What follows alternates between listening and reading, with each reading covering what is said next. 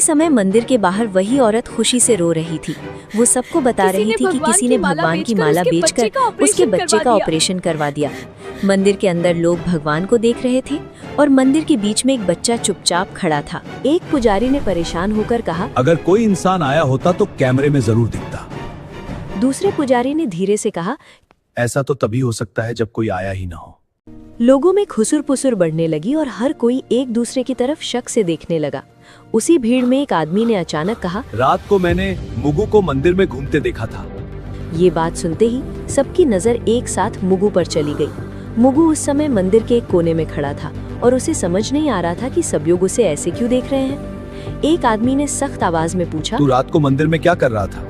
मुगु ने धीरे से कहा, रोज की तरह भगवान से बात कर रहा भीड़ था। में से किसी ने ये कहा, बच्चा हमेशा यहाँ रहता है और इसे सब कुछ पता होता है। किसी और ने कहा, अगर कैमरे में कोई नहीं दिखा तो चोरी इसी ने की होगी। मुगु की आंखें भर आई और उसने कहा मैंने कि कुछ भी चोरी नहीं किया है। मैंने जो उसने बस किया वो इतना कहा भगवान के कि कहने उसने पर जो किया था। किया वो भगवान के कहने पर किया था। ये सुनकर लोग हंस पड़े और किसी ने ताना मारते हुए कहा, भगवान बच्चों से चोरी नहीं करवाते।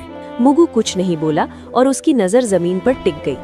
उसी समय मंदिर के बाहर शोर मच गया क्योंकि वही औरत भागती हुई आई थी जो कल रो रही थी।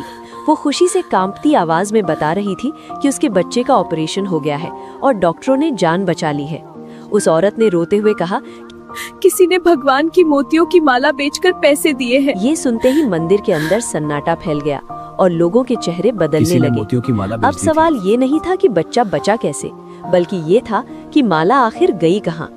मुगु अब भी चुपचाप खड़ा था और उसे नहीं पता था कि अगला सवाल सीधे उसी की जिंदगी बदलने वाला है। मंदिर के अंदर अब माहौल बदल चुका था और जो लोग सुबह तक चमत्कार की बात कर रहे थे वही अब सवाल पूछ रहे थे।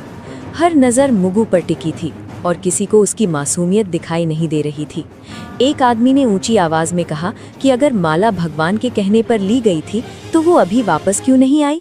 मुगु ने घबराई हुई आवाज में कहा, मुझसे कहा गया था कि वो माला उस माँ को दे आओ ताकि उसका बच्चा बच सके। भीड़ में से किसी ने कटाक्ष करते हुए कहा कि अब बच्चे भगवान के नाम पर चोरी भी करने लगे हैं। दूसरे आदमी ने कहा कि ऐसे बहाने हर चोर बनाता है। मुगु ने रोते हुए कहा कि वो झूठ नहीं बोल रहा है और उसने कुछ भी अपने लिए नहीं रखा। कुछ भी अपने लिए नहीं रखा। उसने कहा कि अगर माला चाहिए तो वो भगवान से पूछ ले कि सच क्या है।